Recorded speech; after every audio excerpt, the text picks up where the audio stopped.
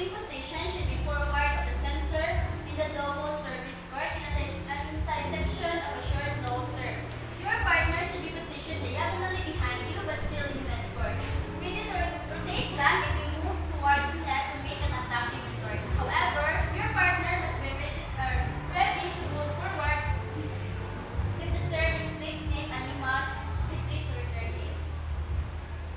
So, and then sa receiving tactics, dapat yung receiving position is forward of the center and doubles. And then, dapat yung partner is na position siya diagonally behind you.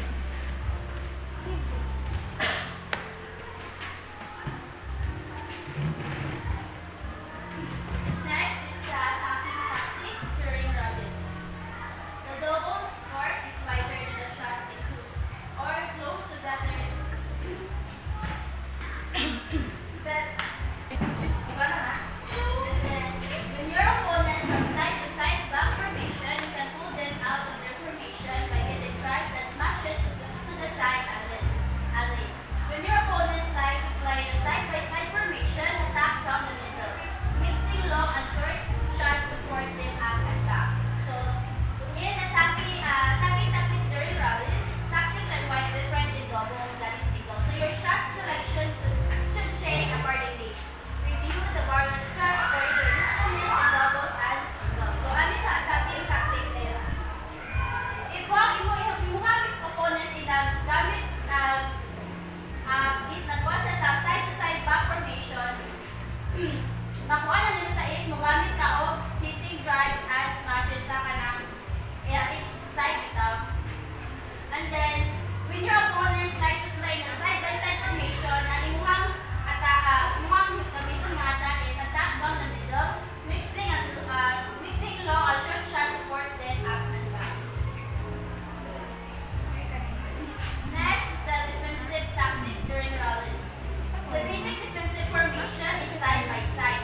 In this formation, you and your partner may have to hit a clear, drop shot, or other defensive returns. If your opponents are playing up and back, try to clear a back corner, preferably on the backhand side. If your opponents are in side-by-side formation, hit a clear down the middle. Likewise, your drop shot should be directed to the front corner against opponents playing up and back, but can be hit to the middle if they use side-by-side formation.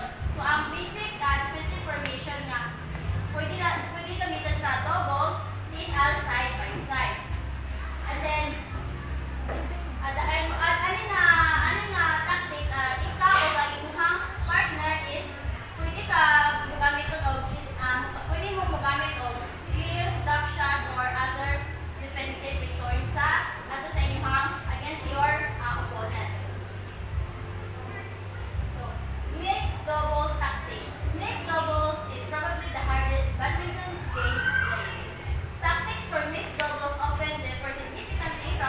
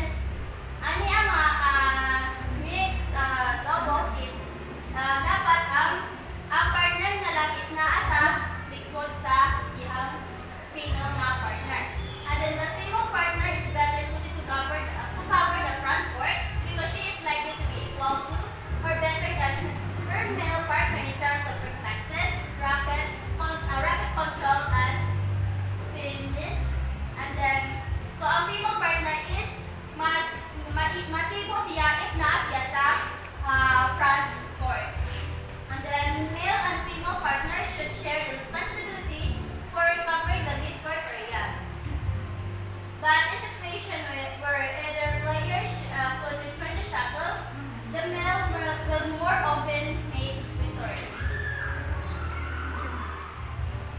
So, mao ni ang formation, di ang male, then a man and woman, and then mixed double formation, woman survey, and mixed double formation for man survey. And then duties of the female or front player. Play shots from the front court and around the short service line. Second is try to control the attack by directing the shuttle downward. The third is use net and half-court shots to direct shuttle downward. The fourth is smash any loose, high and short shots. And the fifth is let players pass drives and smashes pass when it played by her partner. And the last is merely move to the backcourt to play. So, ang duty din sa female or front player is nara siya nadapit sa front. And then, dito na kayo siya go sa backcourt para magduwa. And then, duties of the male or back player. Ani is ang male is mo na siya ang maganda sa backcourt. Play shots behind and around short service line. Play half-courted shots, drives, and smashes. Play downward shots that will force a weak return or left-footed shot for his partner to kill or put away. So use of the low service, keep it low and controlled, normally to a side corner. Second is serve to the outside corner occasionally to keep the receiver off balance. The third is flick serve to keep receiver off balance and from constantly rushing the low service. And serve high to the player who is low, moving back, or has limited strength overhead. So, paggamit ka o karang mag-serve ka o ha, if ang tanaw ni mo nga sa imong opponent is dili bitaw siya pas-pas para makakuha sa imong nga karang high serve. Next is the return serve. The half-court shot is the safest and most used. It has moderate speed, falls behind the woman at a downward angle, forcing the man to hit up. Play half-court straight rather than a cross court most of the time. The drop shot is best used when the woman is serving and should be played in a farthest from her. A drop shot is risky on the man's serve as his partner is near the net attacking position. So ang kanyang drop shot is para ni best use ni para sa woman kaysa sa man ang serve. And then the drive is push or punch faster in the half court and deep in the court. Sometimes a punch directly at the man prompts him and also narrows his angle of return. Next is the strategy. Use the drop shot and half court to keep the opposing woman guessing and off balance. Use the half court and drive against the opposing man. These shots are best and safest since they are not hit up and they are intended to force an upward return. An upward return invite a smash and smashes win points. And the third is avoid lifting or hitting the shuttle up. And then direct the play to your opponent's weaknesses. Play to your partner's best abilities, cooperate, and discuss your plans. Enjoy the game. Partners do not enjoy each other if they feel they are not getting to play their own or best shots. Then man should not play that are better played by the woman.